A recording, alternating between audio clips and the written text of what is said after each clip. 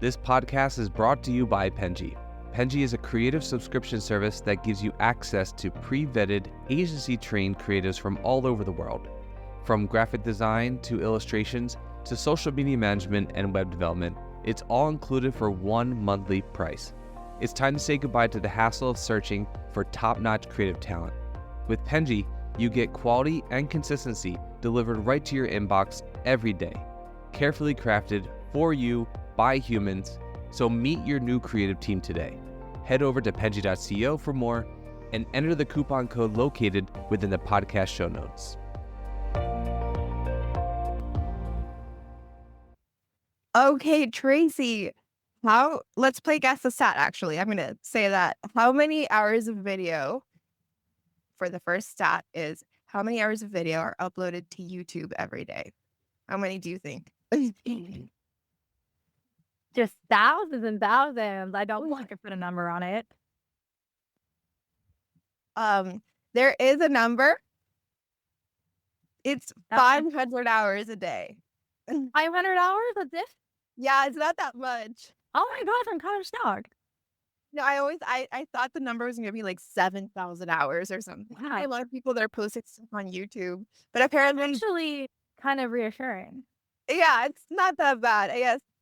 So 500 hours of videos are posted every day on YouTube. It's still a lot, but not as much as I thought. Not really. I don't know. Yeah. When you think about the world, like the world of people, like I am actually surprised. Maybe TikTok is more. I didn't Google TikTok, but I'm inclined to think that maybe on TikTok there's a lot more because I feel like people post more on TikTok. That's just my Yeah. Yeah, you're winging it on there, you're not. You're being a little more intentional on YouTube. Yeah. Okay, next stat. What is the Guinness World Record for most cups of coffee consumed in one day? There is a Guinness World Record for this. I mean, I'm the worst guesser. 24, probably too low. 82 cups. Ugh. Someone drank 82 cups of coffee in a 12-hour span or 24-hour span, and there's a Guinness World Record for that. I don't know how they did not have a heart attack. That is terrifying. I don't approve. You know how when you go to restaurants, they'll give you bottomless coffee sometimes, Yeah. and the waiter will just constantly come in you want more coffee and trying to refill your cup. I get anxious when they do that too much because then I walk out of the restaurant why am I shaking? Why am I so like this? And then it's well, yeah, 5 cups of coffee. I didn't even realize because they kept refilling my cup. They're just topping it off and you lose track. Yeah, you tracked. And it just I can't imagine drinking 82 cups of coffee. Yeah, for the last question. Not be interested in that. Well, me neither. No, I can't. It's terrifying. Last question. What's the loudest animal on Earth? Oh my gosh. I love this because it's not a number, at least. Yes. The loudest animal on Earth is some kind of bird, maybe like a parrot or something. I don't know. I would say kind of close. It's a bird of the ocean, the sperm whale. Fascinating. This is just a fascinating start to the day here. Their clicks can reach 230 decibels, whatever that means. But apparently that's the loudest animal on Earth. I mean, from a volume perspective, that makes sense. Yeah. So the sperm whale. Guys, that was Guess the Stat, and welcome to Fully Managed.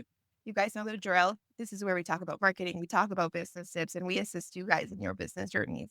I'm your host, Daniela, and I'm Penji's partnership coordinator. And with me today is a very special guest, Tracy Petrucci from Petrucci Marketing. How are you, Tracy? Good, and much better now that I have those new stats in my back pocket. All of those random facts just ready for you to use them at a party. Can't wait. Thank you, Tracy, so much for being here. I'm so excited for our episode. And to kind of get the ball rolling, we've obviously learned a little bit about you. I've gotten to talk to you for a little playing the game, but let's, introduce yourself. Tell us everything that we got to know about you, about Petrucci Marketing, your favorite color, favorite food, whatever it is you want to tell us. Floor is yours. Okay. Well, one of my favorite stats back at you is I really don't have any favorites so much. I don't have a favorite color. I don't have a favorite band. I don't have favorite. I just don't. It's not that I don't like things. I just have never really found that I have favorites of things that stand out. So I really fall short there on the interesting level. But about the business, yeah. So my business started accidentally. I ran my first Facebook ad in 2007, and it was because I had just come out of school, marketing, global business marketing, and everything that we learned was about how to do a Super Bowl ad, how to do a billboard, like really big, giant, expensive campaigns that a lot of small business owners or just anybody that I knew really had no reason to do or need to do. So I saw an opportunity. I was working at my mom's store and I'm like, why are we not? What is this email marketing? Like, wouldn't you think we would want to email our clients and or the customers and get right in front of them? And what is this Facebook reel? What is this Facebook ad? And what is Pinterest? And I just started exploring all these things. And it was sort of an accident because then a store across the street, oh, I like what you're doing. I need that. And two of the wholesalers that we had in the store were like, I need that. And so I started having these clients, I didn't call them that back then. And they referred and they referred and they referred, and it literally to this day, all these years later, that was 2008, we're still referral based. I have 6 people on payroll and, small, still small, but we like it that way. We specialize in social media management and strategy, content creation, so short form videos, photography, the meta ads, of course, and email marketing. So the same things I did back then, we still do today. We do a lot of strategy, a lot of, I do a lot of consulting and stuff like that too. But the team, we're pretty niche and trying to do a really, really good job in this one area that we do. Actually, one of the things that I think I got most interested in you when we were kind of looking for guests for the podcast was your website. I really like your website. Yeah, shocker. I know a lot of people are very critical of their own websites, and I can't Ah, say I talk to a lot of agencies, and most of the time I will go into the websites and look at the website and kind of to get a feel of the person and the company that I'm working with. And I think a lot of times I see websites that are, and this is no shade to anyone, I'm not specifically calling anyone out, but how interesting. yeah. I feel like I see so many websites that are just so like, they make them so amazing and, they add so many things that they're hard to digest. Like Oh, yeah. it's like, yeah, they're very aesthetically pleasing, but then the UX part of it is really lost. And I feel like Yeah. that's kind of just happening with the world right now where like people manage them. They're so focused on making everything so high tech that it's Yeah. almost not user friendly anymore. And it takes me a long time to even figure out what the specialty of these agencies Oh, yeah, is. I have had that issue too. Yeah. Like, I'm like, "What do you do?" Yes. I need like, if I'm going to a website, I need your information to be there front and center, clear, Yeah. so that I understand it. And I think that's what most people are looking for. And I think I really like that your website had that. That you guys had very clear branding, and I like the simplicity of it because, like, I think the first thing that I read was like boutique agency and video creation, something like that, and it Yeah. really just like said to me, okay, this is what they do, and I really like that about what you guys were doing. No, thank you. I've actually been really annoyed at my website lately, because I made it excuse me, years ago, and I needed a photo, and I'm like, "Here's a pretty picture of a cactus." And, lately I've been like, "What is that? Why is there a picture of a cactus?" But the thing is I can't stand stock photography. I can't stand, like, I'm in a blazer and in a corporate office, and I'm gonna put that on my homepage. No, again, no offense to anybody else. It's like we can do better. And so even back then, I thought, I think a picture of the ocean or a cactus is still gonna be more in line with me. than a stock, a conference center photo or something. But I am actually wanting to refresh it really bad. So hopefully when I do a little homepage refresh, another thing that I hate about it, and it was so cute back when we did it, is on the homepage, there's numbers that roll and they have like animate. It's like Yeah. 7,000 Facebook ads made. Okay, I haven't updated that since 2018. Like, you know how many more Facebook ads we've made? You know how many videos we've made? I can't be bothered to update that. And I am so honest. I am such a honest person that when we first made those numbers, I really tried to estimate like with accuracy. Like, I'm just gonna put a number up there. How many ads have we made? Like, I really tried to nail it. Yeah, like you It, do the it math. yeah, it bothers me to this day that those numbers are so outdated. So I'm probably gonna get rid of that, but that's not gonna take away at least from the straightforwardness. So that's great feedback. Yeah, no, I like the straightforwardness. Like, I definitely think to anybody listening that's like wanting to do agency work or like, I even think any business, you're like the forefront of what you do. Like I think unless you're a business like Coca-Cola that doesn't need to disclose what they do because everybody knows what Coca-Cola sells, you should put that like, just keeping it simple because I think it really helps someone kind of understand. You know what it might be too, is there's this idea, and I've actually been toying around with this, and this is just such a timely conversation before I change my website, is there is this idea that, and I'm not saying that this is wrong, but what you said, it needs to be a combination. A lot of people say that that your website has to state the problem that you're solving, which I really believe in. But if somebody states the problem they're solving, they're still not technically saying what they do to solve it or what the services are. So in a perfect world, you would have the problem that you're solving, and right underneath that, the services in which solve the problem. That way you're like hitting both. I think at least for me, it's like, well, you need to put the service first. Sorry. I was sick last week and I feel like and I went to a concert and like my voice is so weird. It takes a But while, yeah.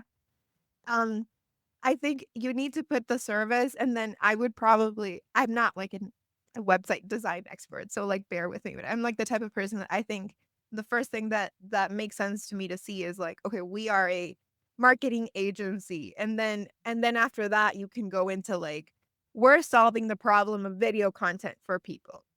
Like Yeah. that's the type Yeah. of agency that we are, because then that makes more sense to me. I don't Yeah. know though. So like you said, there needs to be like a perfect world where like both of these things are balanced. But Yeah. I don't know. I liked your website. I liked the You. straightforwardness of it. I feel like I see so many websites that are just so high tech Yeah. and they're not user friendly at all. Well, noted, noted. I love that.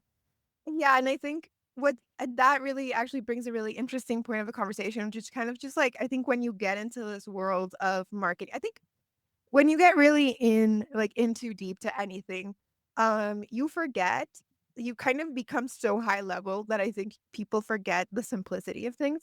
Because I sometimes feel like what I see is just kind of these people that are all very professional. They're all very experienced. They're all very, they know a lot.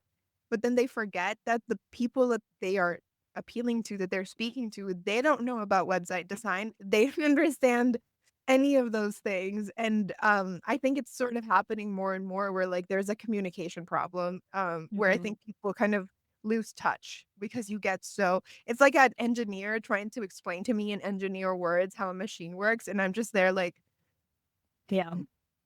Yeah, I think this is something that I think about a lot, is the formalness of people.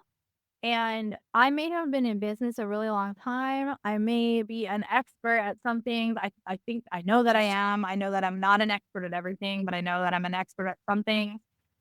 I still am quite down to earth, and I'm not super formal. And the thing is, some people don't, maybe they don't like that. Like if you and I have some clients that are a little bit more on the formal front, a little fancier, a little bigger, and they're more in the corporate world. And I really bypassed the whole corporate world thing. I went to college, I started my own business. I didn't mean to, but here I am. So while I know a lot of corporate things, I have health insurance. I cover 100% health insurance for my team. We have a 401k and matching. I can talk to you with some fancy jargon here and there if I really want to, but I don't like to. I have a really great example of this. Uh, it's so funny, and this has been coming up a lot this week. So I remember years and years ago, I was on a call with a potential client, and they said, "We need omni-channel marketing." And now, I'm embarrassed to admit, but again, part of, I think, me is I'm always gonna be honest and tell stories, even if they're embarrassing. I remember I had to Google it, and this woman, I don't think she even knew what she was talking about, but she heard it on a podcast or she heard it somewhere. "I heard we should be doing this." And she's like, "I want omni-channel marketing." I'm over here like, "Shoot, can we do that?" So I'm Googling omni-channel. And I'm like, "Oh, yeah, that's like basic. It's just having a cohesive strategy across all platforms. Like your emails are going to be timely with your ads." And I'm like, which wouldn't that just be like a basic expectation of your marketing people, is that you're having an omni-channel strategy? So, it's there are a lot of formal things and formal jargon. And oh my gosh, a terrible one are all the acronyms. Oh yeah. Obviously, most people know the basic ones, ROI, BTR, but there's KPI. so many. Yeah, there's so many in so many data analytics acronyms that I literally still don't know them all. And again, once I like Google, I'm like, "Oh yeah, I can tell you what that is, and I can pull it up, and here it is." But there's a lot of fancy jargon, and I don't think it evolves on purpose to feel unattainable or inhuman. I think it just evolves because when you use the words a lot, you're gonna shorten them. It does happen Yeah. naturally, but yeah, I understand what you mean. Sometimes there's such an easier way to say the same thing. I think there's just like a lack of I mean, like you said, I think acronyms, a lot of them come from just because saying search engine optimization and typing search engine Yeah. optimization is like, yeah, that's gonna take a long time. And the words search engine optimization sound very like, wow, what is that? And I think like it obviously is easier to just say SEO and to just Yeah. type SEO. But even with like the acronyms, like yeah, they evolve. Like you said, there's like an like I guess the oversimplification at the same time has kind of made it more complex. Which is like I don't know, I guess I've felt that when I'm scouting for people to work with the podcast, I'm always feeling like I'm always kind of prioritizing agencies that I feel like I don't feel that disconnect with, because I Awesome. definitely feel like that happens, especially with B2B. I don't know if that's your experience, but I think it's in B2C, I think we see people prioritizing the client, the end user a lot more because they know that it's the random person walking that's just gonna buy you, Mhm. right? Yeah. Um, and so they're trying to do something that's more general, appealing to the general public. But when you're working with people like marketing agencies who are very niche and tend to have very niche audiences, I think it makes a very interesting kind of conversation because a lot of them are talking to you with the expectancy that you are also just as knowledgeable about marketing as they are. And I mean, I work in marketing, so obviously I know, but I think I always want to work with people that are able to navigate that because I believe that, well, I don't know, you can feel free to correct me if I'm wrong. I'm more inclined to believe that out of every single client that you have, there is a percentage of people that are working with you because they have no idea what they're doing in terms of their Yeah. marketing. Well, I only work with those folk, though, when at least they trust me. And what's unfortunate is there are a lot of people in the industry of specifically the one I landed in, which is social media, where they really don't know. They just know how to post on Instagram.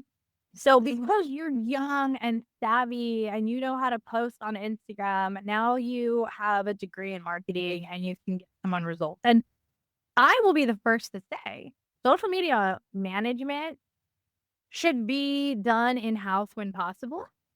If you've got a niece who's like, "I can do that for you," and you have no budget, go at it. Like, have at it. If somebody can't afford everything that we do, and I have to take something off, I always say social media management because you can get by doing your random ad hoc posts. Like, you can totally get by doing that, especially if there's a budget issue.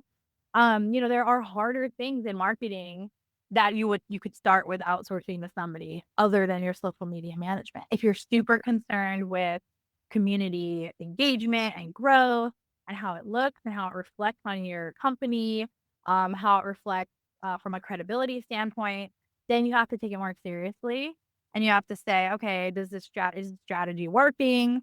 How do I put out a strategy that actually like meets my goals? But if you don't have to do it or you don't need to do it, or you're not looking to grow, I am pretty loose about that kind of stuff, and we work in both B2B and B2C. I've never chose an industry niche. I've never chose a service sector. I have fun doing that. I think that, and in fact, whenever I'm hiring too, or like maybe we're gonna have an intern or I'm interviewing somebody to work with us, I always bring this up because I do. And this is completely getting off topic, but in the marketing agency space, you are not going all in on one company. We have quite a small client to team member ratio, so we can be pretty all in. But you're not if you there's two types of people. The ones who like the challenge of, okay, now we have this client and they're in this industry and this is the problem they need to solve, versus the person who's like, oh, I'm a one brand kind of gal or guy, and I like to go in and just immerse fully and be the marketing person at XYZ golf company.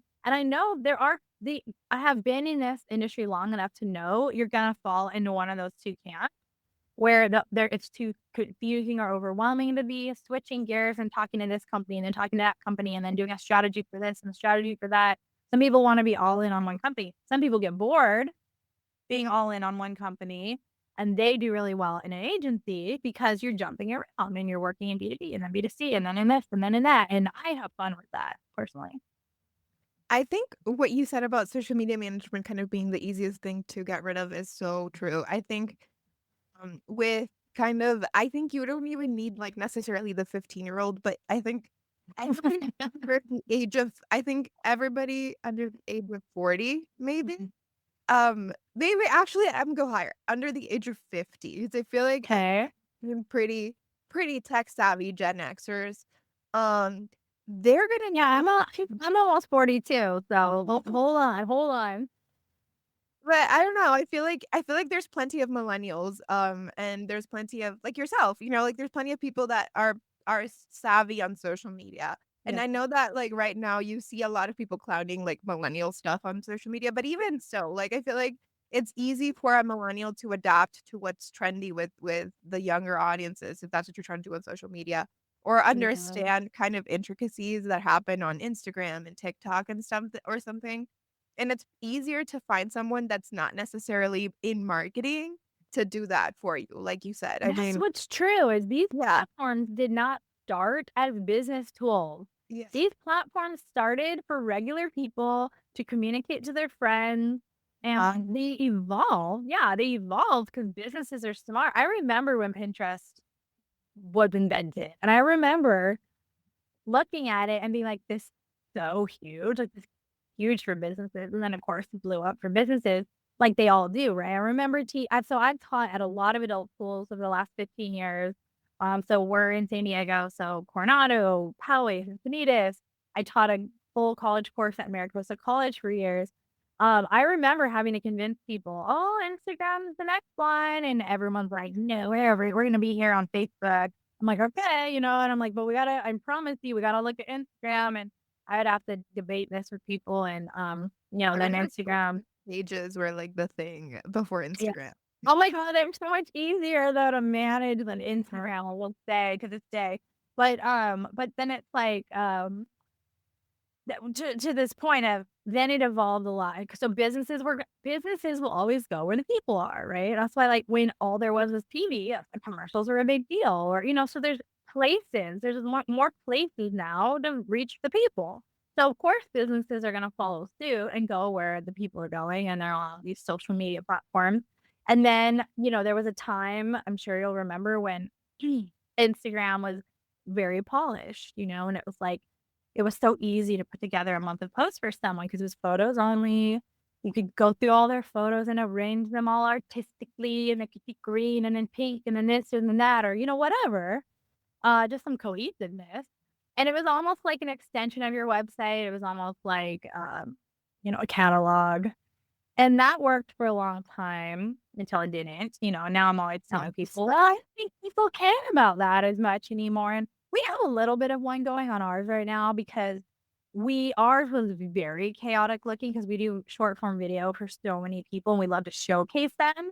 And it was looking like a hot mess. And I just couldn't handle it. I'm like, we had to put some pattern on our Instagram because it's killing me right now. And it looks a lot better now.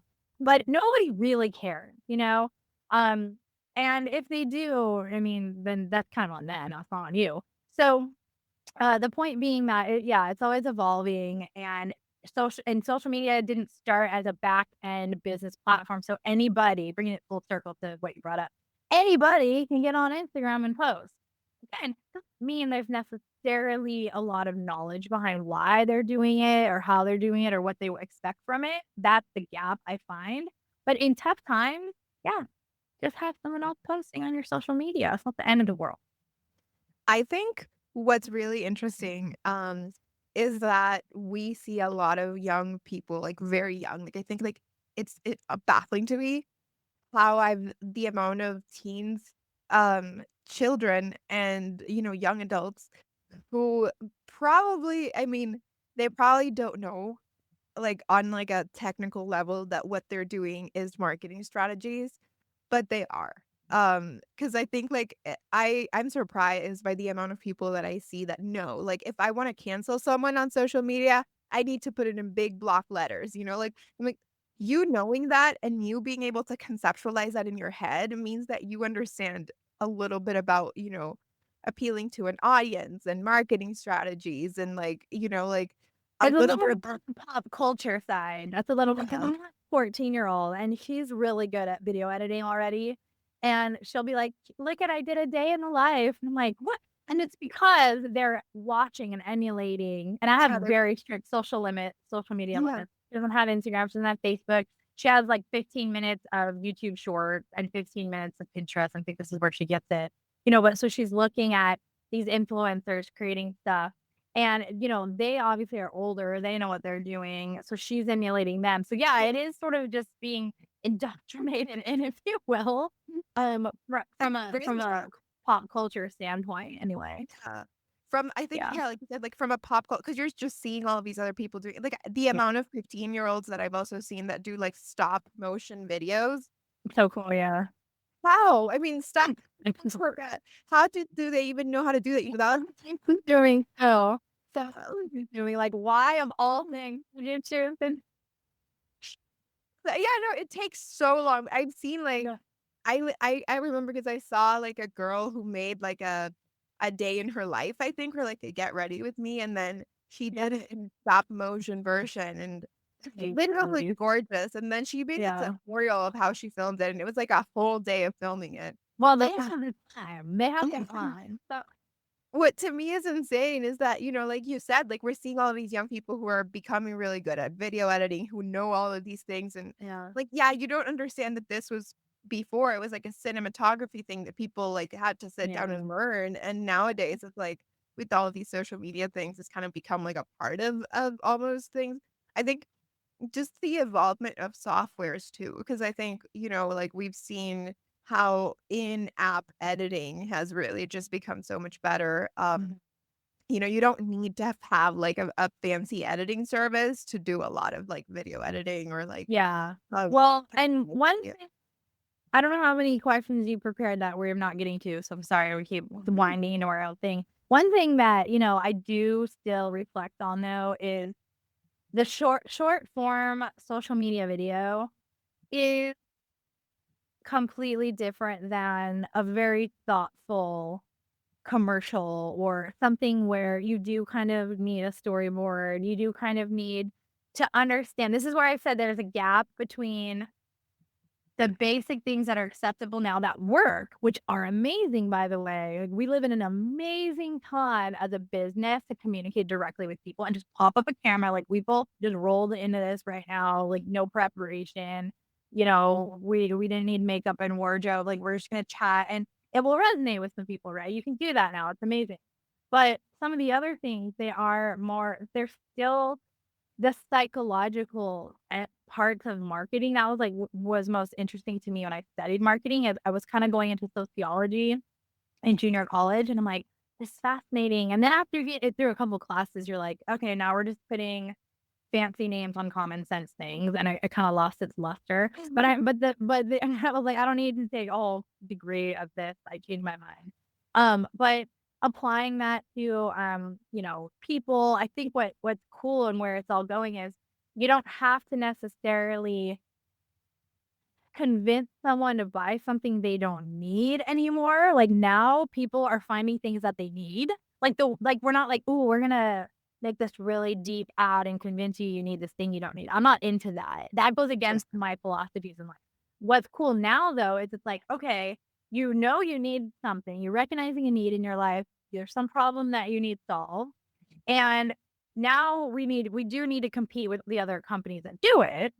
So there's still subconscious messaging, the way you choose to show something, the colors you use, the things you say. If you're talking about competing with others who do the same thing and you do want to, grow your business, gain market share, find new customers, all the things that why we exist as marketing agencies to help you do, I'm happy knowing we get to pop up in front of people that actually need what you're selling, that feels good, that feels right, but you still need to do a better job than your competitor. Just crazy. I just think, like, also with the amount of content that is posted online nowadays, it's, you need a little bit more to stand out nowadays because, Yeah. like, yeah, the basic marketing is just not going to cut it anymore. Quality over quantity. I just feel like that still stands true, maybe now more than ever.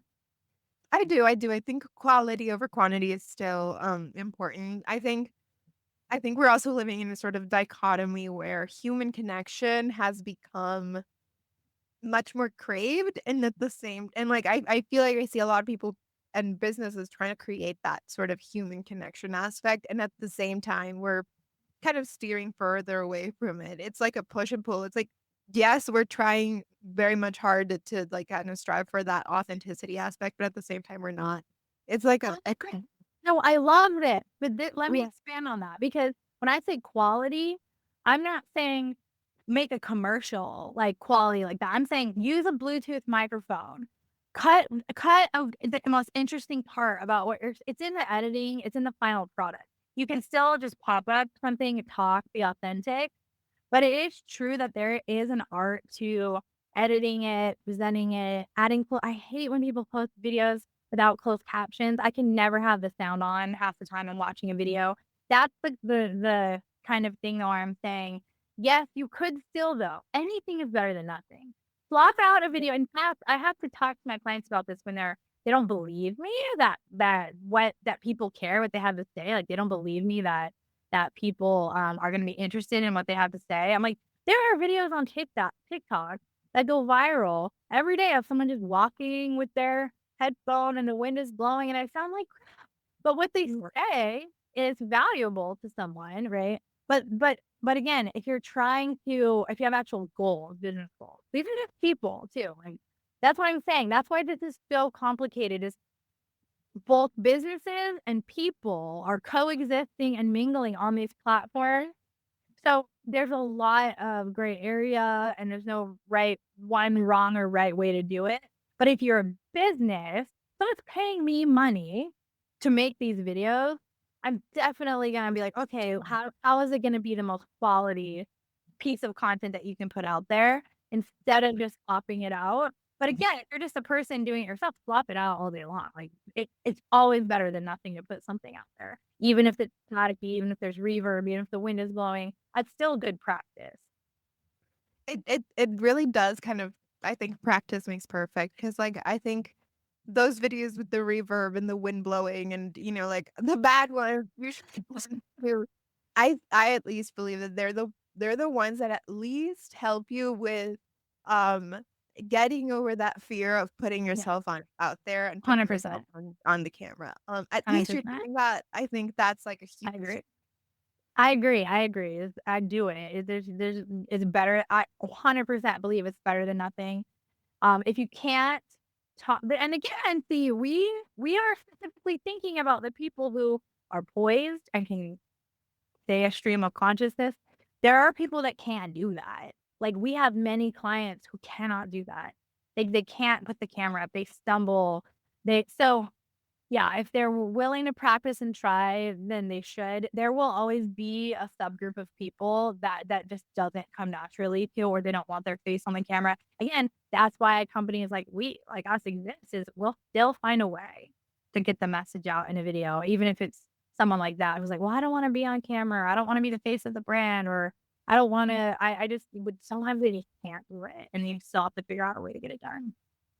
And I think like just kind of getting that out there is really going to help you. I think I've also realized, like story times are very popular, of like people talking about experiences and something. And I've noticed that the most popular ones on social media tend to be the ones where the person who's telling the story is good at making it engaging, making it exciting, Yeah. and worthwhile, who kind of knows how to not yap too long and get people distracted, because like people as humans, we tend to talk around in circles a lot. I do that for sure. Yeah, and I think I really noticed like, oh yeah, there's an art to this, because you're not just turn on your camera and start talking. I mean, you kind of did, but also you know how to make your words inviting, enticing, kind of keeping people interested and wanting to hear your 3-minute long version of whatever. And I think mastering that skill is actually pretty I think obviously not everyone can do that, and I think it's pretty commendable to those people who can.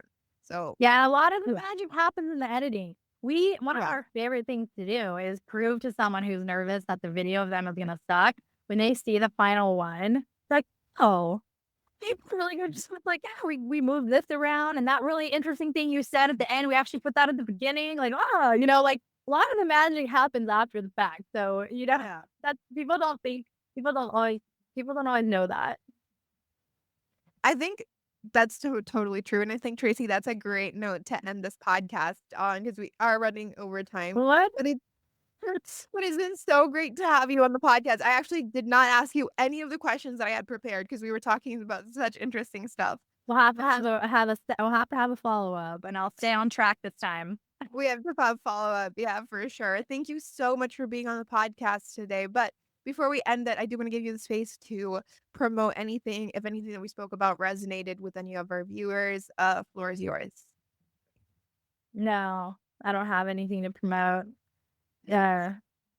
You can follow us on Instagram. We show, little case studies and examples of said videos that we're talking about and ad results, but nothing really specific to promote. It would be great to have you. It's just at Petrucci Marketing, and send a DM if you did find us from this podcast. We'll be curious.